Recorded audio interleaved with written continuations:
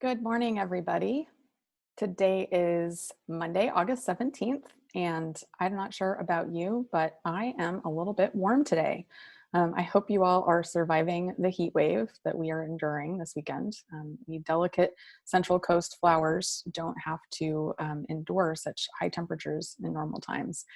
But I know that I especially was thinking about all of the restaurant workers who were out on the streets in the 93-degree heat over the weekend wearing masks and helping the outdoor diners. So thank you for enduring that, and remember to stay hydrated. It is a big deal when we have a heat wave like this, and I know it kind of slows us all down, but it's also a safety issue, especially for some of our older adults who might be more socially isolated. So remember to reach out to your friends and families and make sure that they are drinking water. I know I am drinking lots of water. Nice to see you all on screen today. If you are joining us for the first time, my name is Bettina Swigger. I am the CEO of Downtown SLO, and Downtown SLO is the business association that advocates for an economically vibrant downtown. We are also streaming on Facebook, so to those of you who are watching on Facebook, thanks for joining us here. We have these weekly calls with representatives from various partner agencies, including the City of San Luis Obispo, the Chamber, Cal Poly, and others who we want to hear from as we all are navigating this complicated reality that is the year 2020. So since last week, we did have a meeting of our board of directors. We have an elected body of 14 members who are representatives of different kinds of businesses in the downtown, as well as representatives from city council, city staff, and county staff. And we did have a meeting last week where we reviewed in a closed session some financials related to our organization. And we also started talking a little bit more about the upcoming holiday season. And it's funny to think about winter holidays when it is 93 degrees outside, but in August is usually when we start planning for our holiday activities. So we are trying to figure out a way that we can successfully create a welcoming environment for the downtown during the holiday season. We know that's a busy shopping season for our retailers, and it's a big driver of sales tax. And it's very important that we're able to provide some types of activity, even though the way that we provide those activities is probably going to look a little bit different. As a reminder, our organization produces the annual holiday parade, which brings usually tens of thousands of people into the downtown. And we also put up Santa's house in Mission Plaza and the holiday tree. So we're rethinking ways that we're going to do that. And we're also looking ahead to some other holidays that are like Halloween. How's trick-or-treating going to look during COVID? I had a little informal poll on my Instagram, my personal Instagram over the weekend, and it unfortunately did not clarify things because it was exactly half split, that some people thought we could do some kind of trick-or-treating, and the other half of people said, no way, I'm not going to do that. That is not reasonable. So we continue to juggle these different priorities and different levels of safety. And these are some of the things that your board of directors is talking about. So with that, I'm going to introduce our COO, Rachel Maiorino, and you can talk a little bit about where we are today. Thank you, Bettina.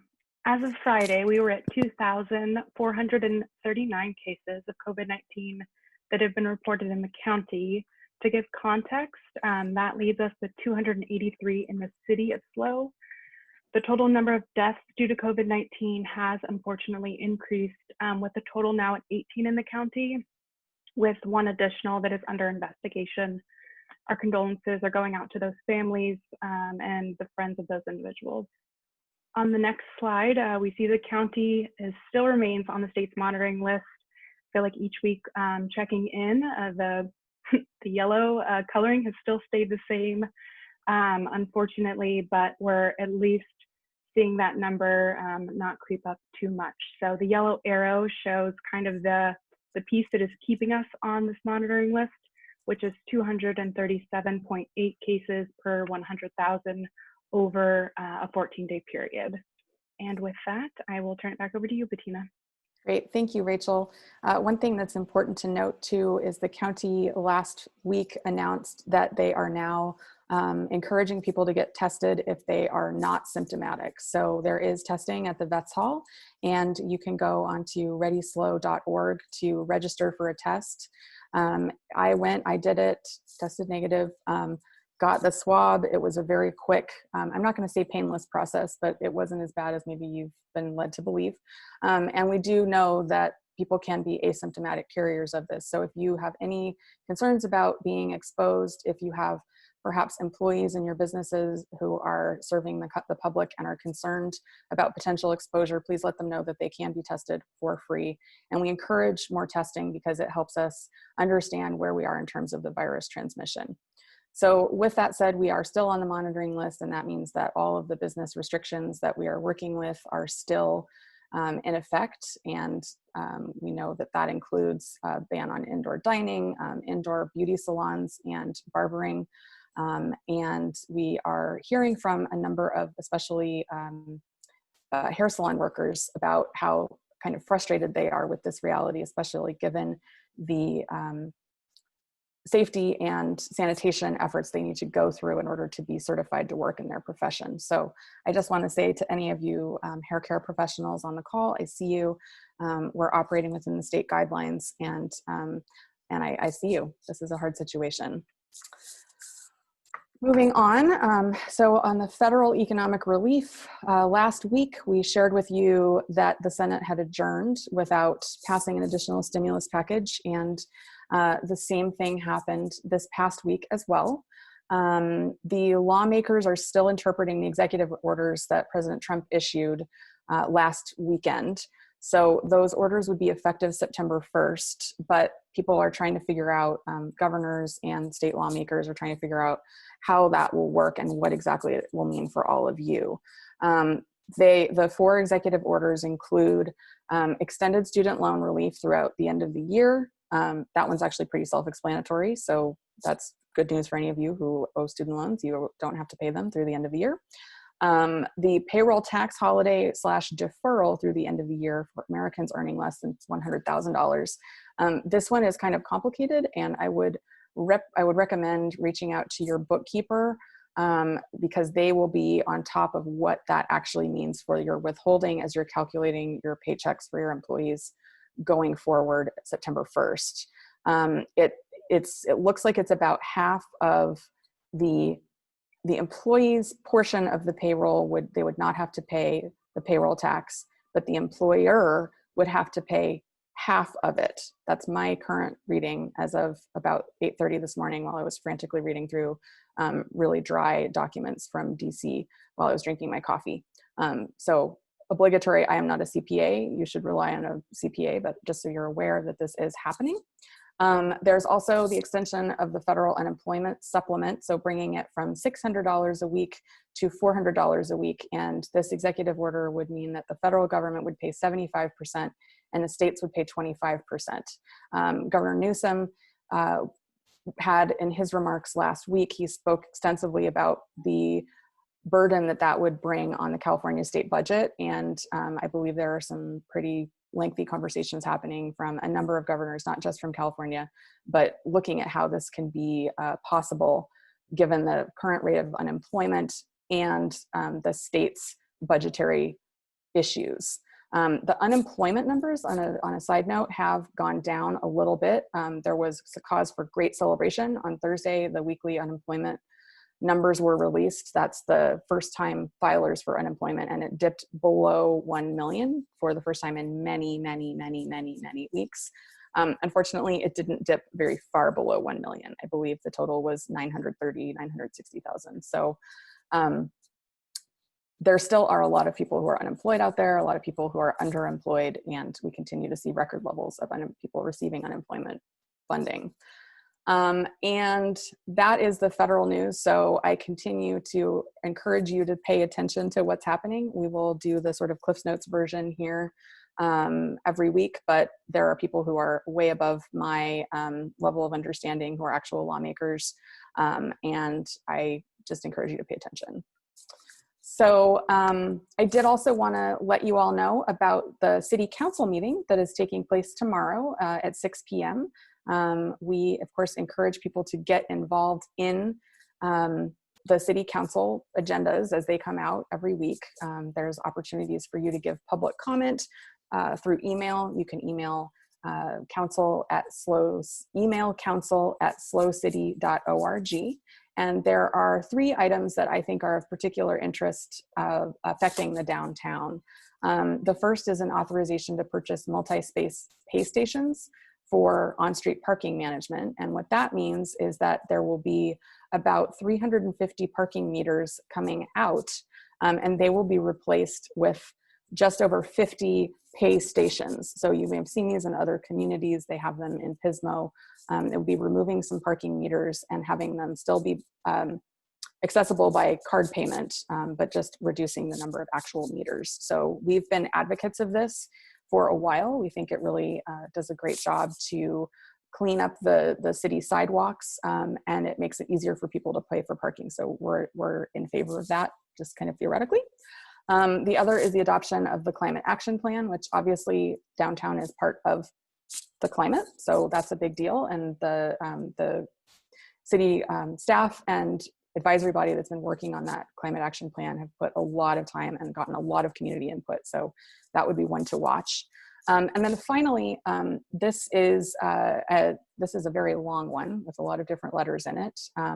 So this is an ordinance that is rezoning certain parts of the downtown from in a planned development overlay. And I'm not sure if we have somebody on the call from the city who might be able to speak to this specifically, but there is one project that is directly across the street from our office at 1144 Choro, and that's going to be a combined mixed-use space with residential and business. And it's going to be, it's gone through all of the different community advisory bodies. It's gone through CHC, it's gone through the approval, but now the zoning needs to be updated. There is 60 minutes delegated on the council agenda for this item. So if you want to learn more about it, Rachel dropped the agenda packet into the chat, and I encourage you to, just as citizens of our community, to check that out, read up on it, and you can always participate in your city council either by watching online or sending correspondence to council. With that in mind, another thing that we discussed at our board meeting last week is the upcoming city council elections. And you may have heard that there are 2 positions for city council up right now. And there also is a mayoral election. So the way it works in the city of SLO is the mayor is elected every 2 years, and city council is elected for 4-year terms. So our organization does not endorse political candidates. So we will not be telling you who to vote for. We are just telling you to vote and become educated about who is running for office. We have a really saturated race, I think is a good word for a lot of people who want to get involved. This is an exciting time for our city. There are a lot of different people who are coming up, and we just wanted to let you know that these are the people who are running for office, and that deadline has closed as of last week. So I'm sure you'll be hearing more about that.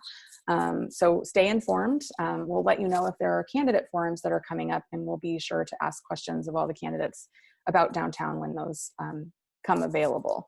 It'll be an interesting election because this is the first time that all of that work will be done. Campaigning, candidate forums, all that stuff will be happening remotely. So we'll keep you apprised about that. Up next, I'd like to invite Lee Johnson, the Interim Economic Development Manager from the city. How are you this morning, Lee? Good, Bettina, how about you? Very well, thank you. Excellent. All right, couple quick things on Open SLO. We continue to replace the temporary parklets with the semi-permanent ones. They're a little bit nicer.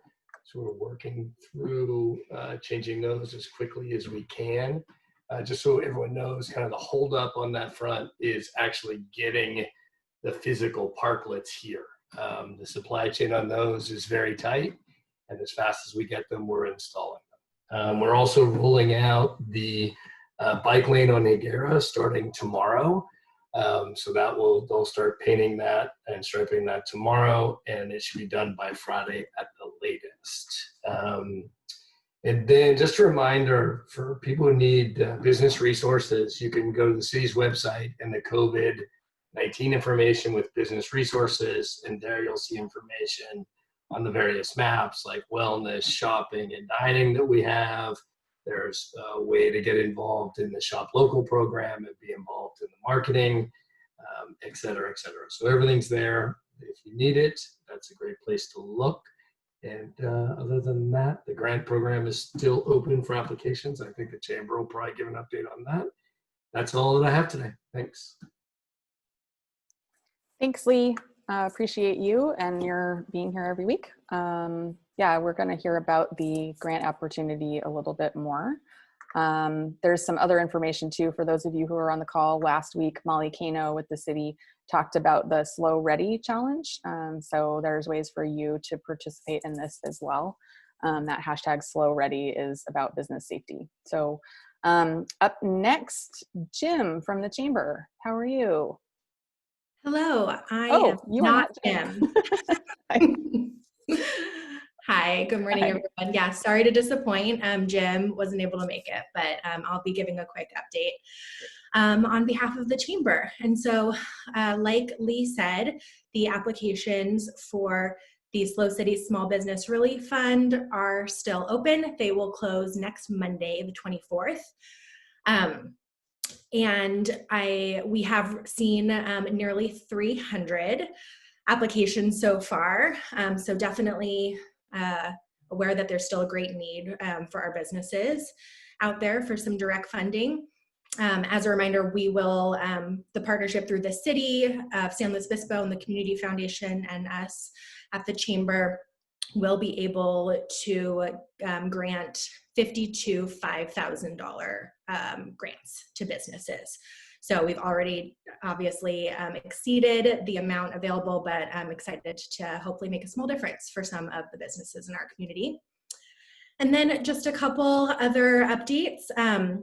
This week we are having our free virtual membership mixer hosted by JB Dewar, and free to attend. I can drop the link in there as well. We've actually seen a smaller attendance than the normal 250 plus in-person events, but really, really great opportunity for networking and hearing from different businesses and making those connections during this time. So hope all of you will come. It's free to attend and open to everyone. And then another event we're having this week is our working lunch on Friday. It's on Facebook Live at noon, from noon to 12:30. And Bettina, thanks again for being on a couple weeks ago. We will be talking with Chuck Davidson, Visit SLOCAL's CEO this week. And so getting a little bit of an update on tourism and what the countywide organization has been working on over these past few months. And that's it. Great. Thank you so much, Jackie. Appreciate it. Absolutely. Thank you. All right. Up next, we have Courtney Kino from Cal Poly. How are you, Courtney? Good morning. I'm great. Thanks. I see that we have Shayna Lynch, Cal Poly's ASI president, and Bob Lynchide on the call as well. Bob is the senior advisor on economic development. So we're lucky to have those powerhouses on the call. And if Bettina has any hard questions, you know who I'm going to. We, as of Friday at Cal Poly, have 32 cases of coronavirus. I know that question has come up a couple of times, and so I thought I would let you all know what our number is, and that's 26 people that are actually living in San Luis Obispo County. And last week, I let you all know that we had received the governor's and the California Department of Public Health guidance for what our fall quarter would look like. And we were still waiting for Chancellor's office approval. Since last week, we have received that, and we now have a final plan, which has some differences from what I've been telling you about. So I'll go through some of those. In terms of classes, we will begin on September 14th, which is a few days earlier than we had planned, but is consistent with what I've been telling you, with 13% of classes not 15% in person. And we have about 4,300 classes total. So about 13% of those. Most classes will conclude on November 20th in terms of in-person, and all of our classes will shift to be held completely virtually through finals and until winter quarter in January. I had been telling you that some of our synchronous classes could transition to be in person over the course of the quarter. That is no longer the case. All of our classes that start out virtually will continue to be virtually through fall quarter. And then we are anticipating that winter quarter will follow a really similar plan. In terms of housing, I know this is a question that has also come up with this group. We did survey our Cal Poly students and discovered that the vast majority do intend to come back to SLO this fall. In a typical academic year, we house about 8,500 students on campus. And in an effort to de-densify, we will be housing no more than 5,980 students on campus, and a priority will be given to first-year students. Our move-in period tends to be, all of you, our downtown businesses, see a lot of traffic on that long weekend, what is typically a long weekend. We are stretching out move-in to be 10 days instead of that long weekend, and it will begin on September 3rd. We have, I wanted to address our testing, tracing, and measures that we're taking on campus, just to give everyone an understanding that we're not going to be utilizing county resources and taking those away from anybody else. So we will be testing students on campus free of charge if they're symptomatic or have had close contact with someone with coronavirus. And our machine that we have should allow for results to be available on the same day. We also have a comprehensive exposure investigation process, so tracing, that will be in place.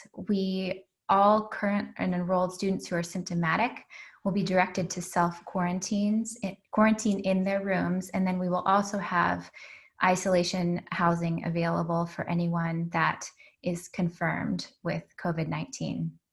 And then I also wanted to talk to you all about communication, because I know it can be concerning for community members when you're thinking about all of these students coming back into town, many of them from around the state.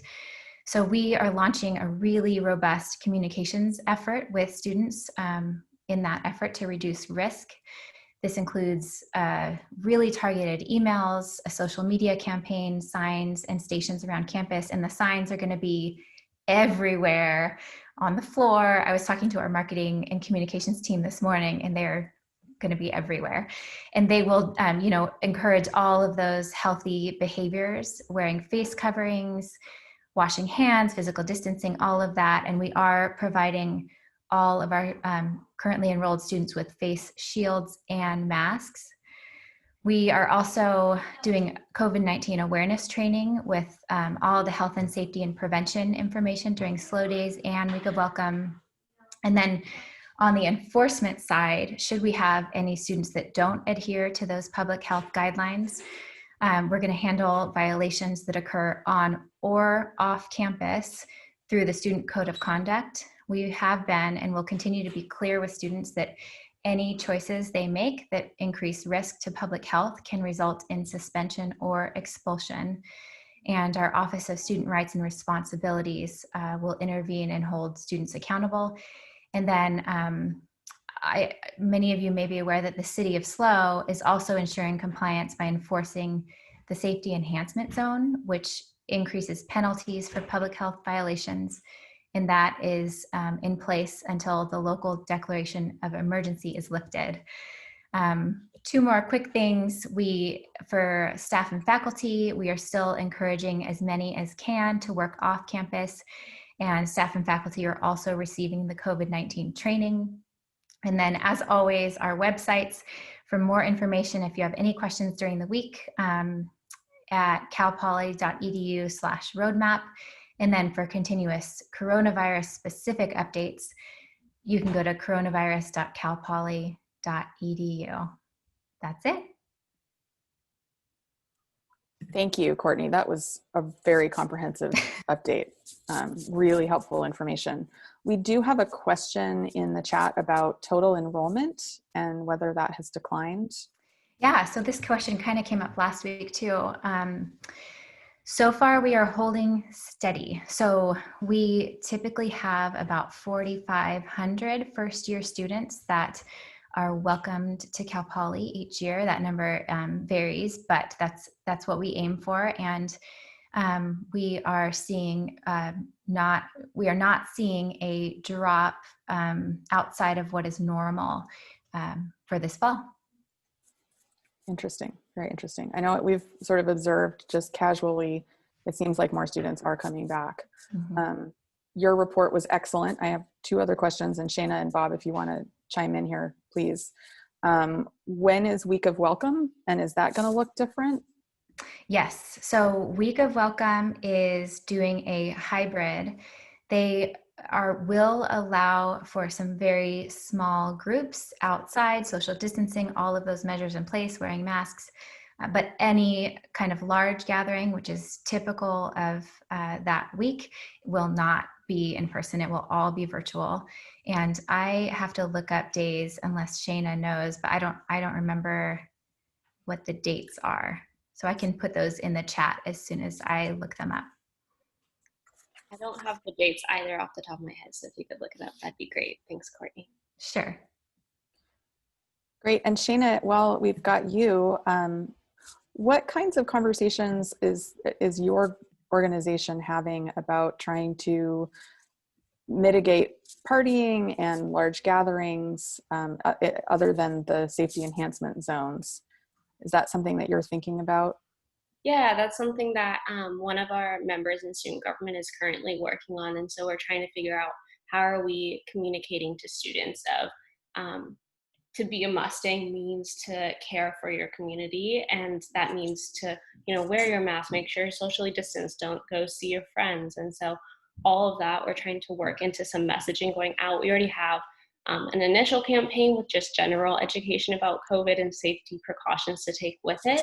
But we're looking at having it be a little more ongoing and taking students from all around campus so that everyone can see that there's leaders around campus who are role models for what you should do during this time to discourage students from partaking in activities that could put our community at risk. Great. Well, thank you. Thanks for joining our calls too. We appreciate it. And Bettina, the Week of Welcome is September 10th through 13th. Okay. So the move-in starts September 3rd and goes to the 13th. Mm-hmm. Okay. Great. Mm-hmm. Thank you, Courtney. Thank you. Busy times ahead. All right. Up next, we have Judy from the SBDC. Judy, are you on the line? Judy will not be joining us today. They have no major new updates. They're still working through all the information that is coming. But the workshop will be coming up, and I will post that information into the chat. Oh, yes, the workshop on August 25th, which is this weekend, right? No, next week? Yes. Great. Okay. Just a reminder that the Downtown Dine Out program is continuing as part of the Open SLO program. And there are umbrellas so that the shade will help beat some of the heat. We are working with the city to streamline some of that and communicate the value of that program out to people. This is additional open seating for people to take takeout or bring a picnic to in Mission Plaza. So that's that. And Rachel, do you want to talk a little bit about voluntary membership? Yes. So Downtown SLO members, for those of you who may not know, by virtue of their address within a geographic area, are automatically members. But there are a few exceptions. So nonprofits, churches, financial institutions, as well as a few other exceptions, aren't technically looped into that piece. So that is where the voluntary membership program allows them to join as a member to be a part of our organization. So those fees are used to promote, market, produce our events, as well as the placemaking efforts that benefit our members as well as the downtown community. We're also looking, so businesses without on the outside of our boundaries, there's still an opportunity to join. We're looking for companies throughout the region to join to support our vision for a vibrant downtown. More information on this involving the categories, the benefits, the fees, you can reach us at downtownslo.com, or you can give me a call and we can talk through what that looks like, kind of the history of it, as well as any more information. We're working to get that on our website as well, and we'll give an update on the Monday call as soon as that becomes available. My number is 805-234-9674, and I'll also drop that in the chat. And as I'm scrolling through the participants here on the call, I wanted to thank some of our voluntary members who are here with us today. Carl Dudley, Pacific Western Bank, Jay Beck. Oh, Jay may have jumped off, but he was on here earlier. There he is, with American Riviera Bank, Kayla and Jackie with the Chamber of Commerce, Kevin and Patty with SLO Rep, Lynn Ann with Humankind Fair Trade, and there may be others out there, but just at a quick glance, that's all I'm seeing joining today. But just thank you all so much. That support goes a long way, and we're glad that we can have an opportunity to fold in other people outside of the downtown who really support and believe in what we're doing down here to make it more vibrant and just a place for everybody. Thank you, Rachel. Yes, we know that downtown is important to everybody, not just the businesses that are downtown. So if you know somebody who might be interested in this voluntary membership, we would love for you to share it with them as well. So thanks for taking that into consideration. We continue to work and have weekly meetings with the California Main Street Alliance, the International Downtown Association, and this is always helpful for us to learn about what other communities are doing and how they're reacting to this shared challenge that's happening all over the world. I did want to give you a little bit of an update and thank the City of SLO for providing a letter of support to the California Main Street Alliance. We submitted a grant to the Economic Development Agency for $100 million that would come through the National Main Street Association. And that would be in part to support our organizations, many of which depend upon events to operate and advocate for the businesses, but also would provide additional direct relief to small businesses on our Main Street organizations.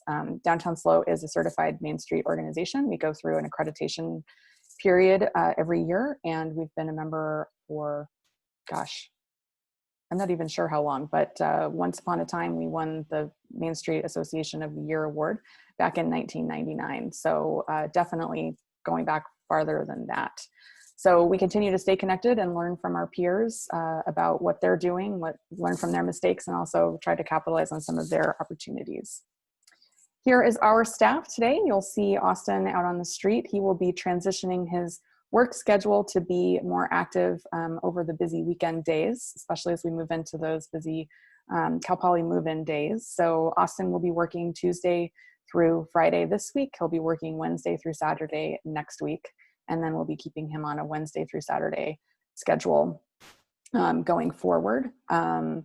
Whitney is here in the office several days a week with me. We are working on getting our infrastructure, our operations up running, and we are also working on trying to get the farmers market to come back in some sort of fashion. So we haven't forgotten about that, and hopefully we'll give you a good, healthy update on that soon. So we're going to launch our polls now, and this is a little bit of an insight into what we've seen over the last 3 weeks now. We've been doing these polls again. So we've seen the confidence kind of shifting a little bit, which I think makes sense. I know for me personally, as I think about the future of our organization and I think about the future of our downtown, I'm really starting to think less about this being a temporary situation and more about this being a reality that we're going to be living in for 1 to 2 years. And that certainly is a strange space to occupy when you're trying to do long-term planning. But it is interesting to see those trend levels rise. I do see today as we're doing this poll, and apologies to those of you who are watching on Facebook, you can't participate in the poll, but we'll be happy to give you the Zoom link if you want to do that. I do see more people saying they're very optimistic today. So that's great. I am especially enthused to hear that, as I know this is our first day back of school for a lot of people. So that's got to be an interesting moment for all of the parents out there. I'm going to go ahead and end this now. It looks like we've got about 2/3 of the people. So you can see the results there. And then Rachel, on your screen, do you see the second poll? Yes, we do not have the trend line for the second poll. I believe we launched that one maybe a week after, so we'll wait until next week and we'll show those results. Great, thank you.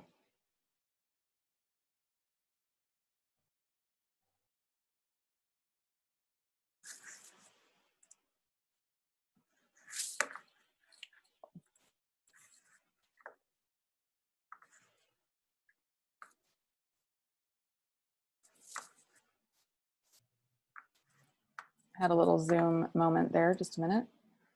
Please excuse my my screen sharing. Shayna's smiling at me. She's probably better professional than I am. I think we'd be really good at doing this by now.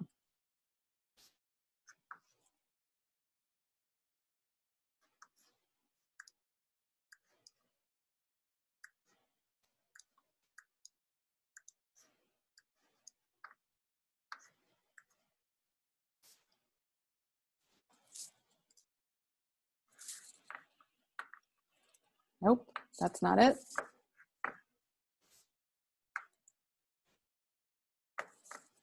Rachel, are you seeing the polls? Yes. Okay. If everyone is complete with the polls, we'll give it just 30 more seconds. Our next meeting will be next Monday, August 24th. That was kind of our last slide. So Bettina, you are okay if you don't find that deck, but we will go ahead and end the poll now and share those results back. Great, and I did actually, I see that I believe Kevin Harris is on the call. One piece of information I was hoping to share maybe next week is I know the performing arts community has done a survey about audience behavior, and that had some really interesting results. Kevin or Patty, if you're on there, would you be willing to say a few words about that?